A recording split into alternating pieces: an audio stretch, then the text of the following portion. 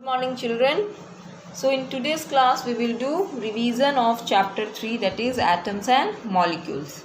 You know that the whole third chapter is not coming in first term exam.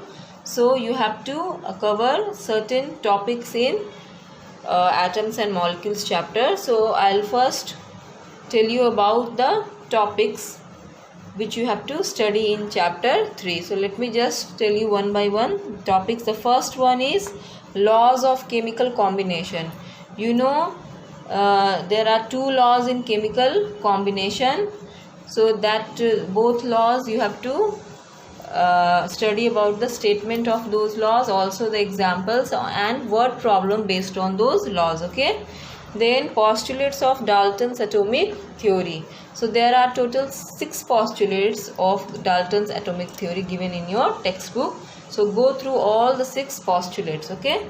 Then third is atoms. You have to study about the definition of atoms, then existence of atom, how does an atom exist, okay, and in which form, okay. Then atomic symbols. So symbols of different atoms also you have to study. You know that I gave you the whole series of atoms and their symbols. So later I will also share with you the video in which I explained you about the atomic symbols. You know that certainly IUPAC recommends all the atomic symbols, but in earlier times certain symbols of the elements were derived from the places from where they have been found out, okay, they have been discovered, isolated. So certain scientists have also given the name either in Greek, and all English names are also there, okay. So we will see all those things in atomic symbols only. Now we will have relative atomic mass. We have to then study about the relative atomic mass and atomic mass unit, AMU, okay.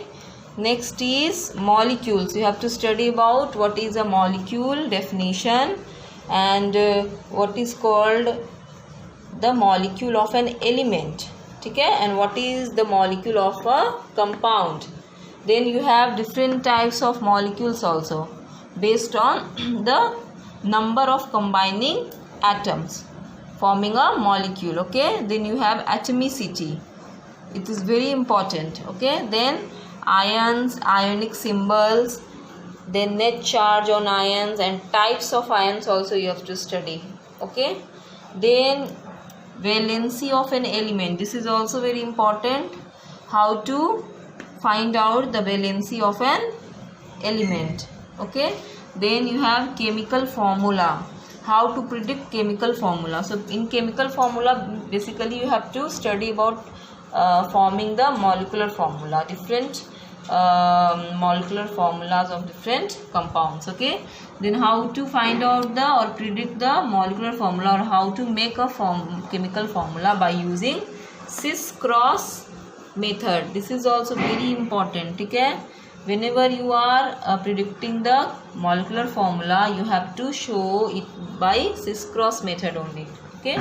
Then the next is molecular mass and formula mass.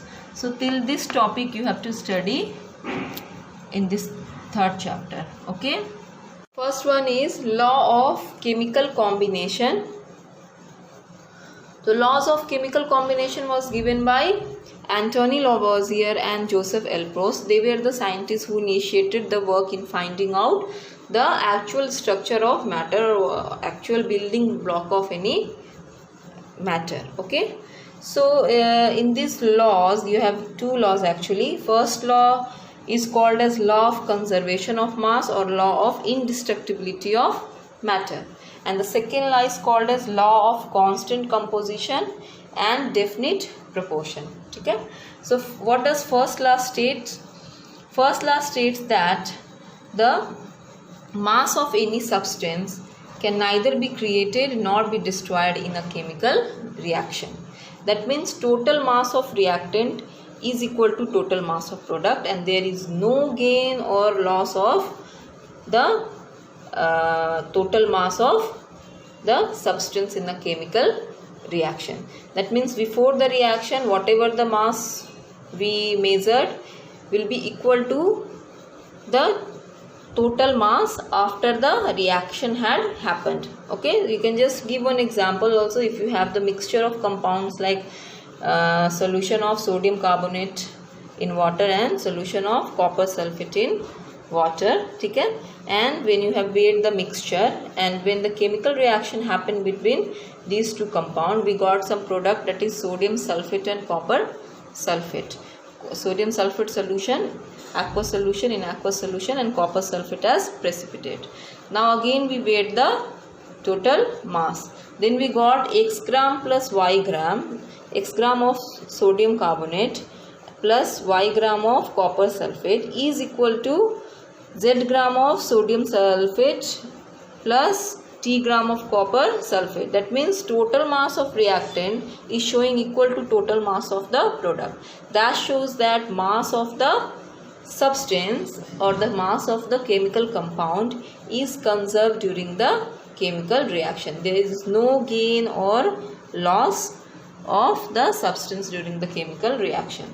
So in the question it can be asked to write the first law of chemical combination. They can just tell you to write the statement or state first law of chemical combination or second law of chemical combination. So you have to just write what is the law called and then you have to state the law, giving one example like that. Okay. Second law is law of constant composition and definite proportion. So according to this law, all the chemical compound are found to be made up of two or more elements combined together in a fixed ratio by mass and have the constant composition of the combining elements irrespective of the formation of that compound or irrespective of the places from which the chemical compound have been isolated or found out. Okay. For example, we'll just understand it by example. For example, water. Water have many sources. Like we can get water from river, from ponds, from tap water. We can also get water from tank, or we also have water in our at home in some jar or in filter like that. So wherever water is there, its chemical composition is constant. That is, water is made up of always the elements hydrogen and oxygen. It means the chemical composition of water is always hydrogen and oxygen, which is constant. Also, the combining elements combine in a fixed ratio by mass, that is 1:8 by mass. Okay, where 1:8 by mass. That means the hydrogen and oxygen elements combine forming water in a fixed ratio only, that is always in 1:8 by mass. Okay, forming the chemical formula as H2O. Okay, so wherever you have the chemical compound found from in, you will have the constant composition as well as definite proportion of the combining atoms by fixed ratio by mass. Okay, so this is about the second law. So you can also write the second law. You can just write what is second law called and then you can just state it giving one example. Okay, now comes the postulates of Dalton's atomic theory. So there are total 6 postulates given, 6 assumptions given by Dalton in Dalton's theory of atom. So we will just see one by one what are the assumptions given by Dalton in his theory. First is all matter is made up of very, very tiny particles called atom. Okay, even he said that all the matter is made up of the ultimate particle, the smallest particle called as atom. So it was the first assumption given by the Dalton. Later it was proved wrong by the when the modern theory was predicted. Modern theory of atomic theory was predicted by the scientists later. Because according to a modern theory, atom is not the ultimate particle of matter, but it can still have smallest particle than atom. They can again be broken into still smaller particles, subatomic particles, that is proton, neutrons and electron. That was later found out. Okay. Second assumption was atoms are indivisible. They can neither be created nor be destroyed in a chemical reaction. That was also proved wrong, because as I told you that later it was predicted that atom is not only the smallest particle, but the smallest particles are electrons, proton and neutrons. These are the subatomic particles of atom. So atoms can still be divided into its subatomic particles, that is proton, neutrons and electrons. But that time Dalton gave this assumption as atoms are indivisible. Okay. Third assumption or postulate given was atoms of same elements are identical in their mass and chemical properties. So according to Dalton's, the same element have the atoms, different atoms, same element have the atoms having same mass or identical mass and chemical properties always. But this statement or this assumption was also found wrong by the scientists later. Okay, in the modern atomic theory it was mentioned that atoms of same element can have different masses, and they gave that statement based on the isotope theory. Okay, so they found out the concept of isotopes, where the same element have atoms containing different masses, like hydrogen have different isotopes, that is hydronium, deuterium and tritium, है ना, plutonium, deuterium and tritium, where you can see that same hydrogen element have different atomic masses, like that. Okay, so same element having the atoms different atomic masses. So his assumption was again found wrong. Now fourth assumption was atoms of different elements having different masses and chemical properties. So according to him, according to Dalton's atomic theory, different elements have the atoms, they have different masses. So atoms of different elements, atom of hydrogen have different mass, atom of oxygen will have different mass according to Dalton. But this theory was also found wrong in the modern atomic theory due to the prediction of one more topic called as isobar. Okay, this was isotope. Okay, so isobar are the atoms of different element having same atomic masses. According to Dalton's, it was said that different elements will have the atoms having different atomic masses, but isobar are the group of atoms having of different elements having same masses. Okay, so here also the concept was said wrong. Okay, now you have atoms combine in a ratio of a small whole number to form compound.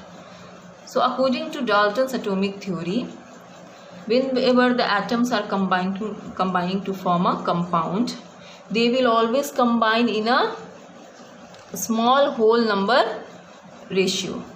Okay, so it's not like that. Most of the atoms, they combine in a ratio of a small whole number, where there are many other compound also in which we can see the atoms are combining not always in the ratio of a small whole number. For example, if we take the example of sugar, C12H22O11, here we can see the atoms are not in a small whole number ratio.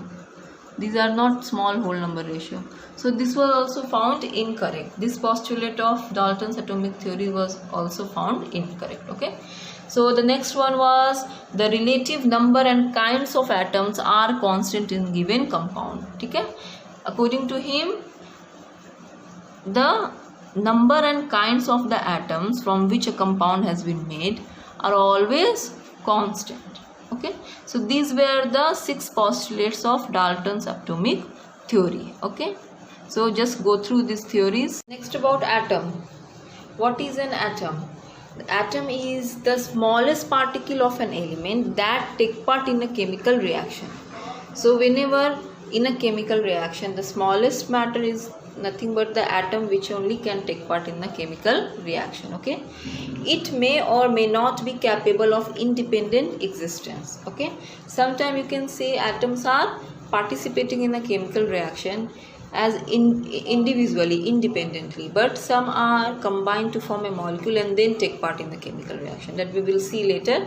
So that's why it is written here, it may or may not be capable of independent existence. Some of the atoms exist independently, some of them do not exist independently, so they combine with the other atoms to form a molecule. Okay, and exist. Then it is so small that an atom cannot be seen or isolated. An atom is so small that we cannot see it by our naked eye, and also to visualize those atom which is very minute in size, we need to observe under a special type of microscope.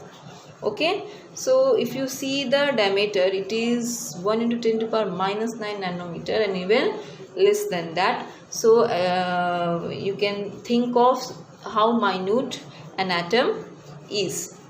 Also, the mass of an atom cannot be calculated because it is so much minute. Okay, so if we take the sample which contains millions of atoms present in it, can be weighed, or the mass of those sample which contains millions of atoms in it can be measured, but it is very much difficult and almost impossible to find out the exact mass of an atom. Okay, now most of the atom do not exist independently, as I told you. Some are capable of independent existence and some do not exist independently. So what they do, they just combine with the other atom to form a molecule and exist in the environment. Okay, now there are some free existing elements also that I told you, some have the capability of independent existence. So those free existing elements are helium, neon, argon, krypton, xenon and radon. These are the 6 elements. They are also called as noble gas elements, which are called as free existing element. Okay, they do not need to combine with the other atom to exist. Okay, they just exist freely, independently, and these are called as the noble gas elements. Okay, now some atoms are seen to be present in the form of charged atom. Okay, some are some exist in the form of ions, that is in the form of charged atom, like they are also sometimes found to be in the form of ions, that is sodium plus or Ca2 plus or Cl minus. These are what? These are the charged atoms, so or the ions. So they are called as, some atoms are present in the form of charged atoms. Okay, so this is about the explanation of atoms and their existence. Okay, now we will talk about symbols of elements. As I told you, the names and the symbols of the elements are derived from the places from where they have been found out in earlier days, but certainly nowadays IUPAC, that is called as International Union of Pure and Applied Chemistry, IUPAC, that is International Union of Pure and Applied Chemistry, they recommend the names as well as the symbol of any element nowadays. Okay, so I'll share you one video which will contain the name of the element as well as the symbols of the elements. Okay, and the rest of the other topics that we have to cover in this chapter, that will be given in the next class. Okay, name of the elements and Latin word if they have any, and their chemical symbols. Okay, first is hydrogen. Okay, element hydrogen, its chemical symbol is H. Then helium, its chemical symbol is He. So you can see here the chemical symbol here is the first letter of the word which is written in the capital. Every time if you are writing the chemical symbol, the first letter of the chemical symbol will be in capital letter. If it is of just one letter, means it will be written in capital. If it is of two words, then the first one always be in the capital letter only, and the second word generally mostly it you have to write in small letter only. That you can just see in helium. Helium, the first letter H capital and E is small. Now lithium, this is lithium. Here also the symbol is Li, where L is capital and I is small letter. Now beryllium, it is also taken from the word B and E, the first two letters, where the first letter is in capital form and second one you have to write in the small. Okay? So boron, chemical symbol is B, carbon is capital C, then nitrogen is N, capital N, oxygen is capital O, fluorine is capital F, neon is capital N, and the second letter is E, Ne. Its chemical symbol is Ne. Now sodium. Sodium is not taken from the English word, actually English name of the element. It is the chemical symbol of sodium is Na, and Na is taken from the Latin word of the sodium. The Latin word is what? Natrium. So it is taken from the symbol is taken from the sodium Latin word, that is natrium. The first letter is capital and small, the second one is small a. Okay, so the chemical symbol of sodium is what? Na. Then the magnesium is, then the magnesium is, you can see the first letter and the third letter. So first letter is always capital and the third letter is G, that is small n. Okay, then you have aluminium, Al, first two letters. Then silicon, Si, first two letter, where first is capital and the second one is small letter, Si. Then phosphorus, its chemical symbol is capital P. Then sulfur, capital S. Chlorine, capital C and small l. Okay. Then argon is Ar, first two letter, capital A and small r. Potassium is taken from the Greek word called kalium. Okay, kalium. So it has been taken from Greek word. So symbol is here K, you can see. Now calcium is Ca, scandium Sc, titanium Ti, vanadium Va, chromium is Cr, first letter and the third letter. Okay, and the chemical symbol of manganese is Mn, first and the third letter. Okay, then iron is taken, the symbol of iron is taken from the Greek word ferrum. So the first two letter, that is Fe. Okay, cobalt, Co, capital C and small o. You will be very careful, it is capital C and small o. Okay, now nickel is capital N and small I. Then copper is taken from the Greek word coprum. Okay, and its chemical symbol is what? Cu. Now zinc is Zn. Similarly you have other elements name also and its symbols. Now gallium is Ga. Germanium, it is G, you know it, these are all metalloids. Then arsenic is Ar, chemical symbol. Selenium, capital S and small e. Bromine, capital B, small r. Then krypton, capital K, small r. Rubidium, first capital word and the third small capital letter and small third letter is small.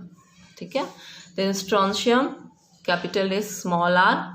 Yttrium, Y, and the chemical symbol of zirconium is Zr. First letter is capital and the third letter is small to be written. Okay, so here you can see that the first letter always be in capital letter, or second or third letter will be in small letter.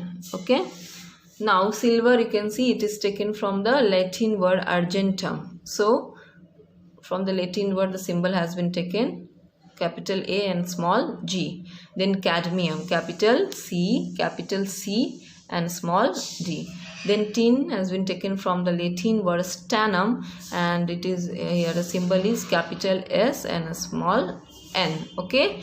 Antimony is taken from the Latin word stibium. Okay, and here also capital S and a small b. Okay. Then iodine, capital I. Then xenon, capital Z and a small e. Okay, first two letters. Then tungsten, it has been taken from the German name actually Wolfram, and its chemical symbol is W.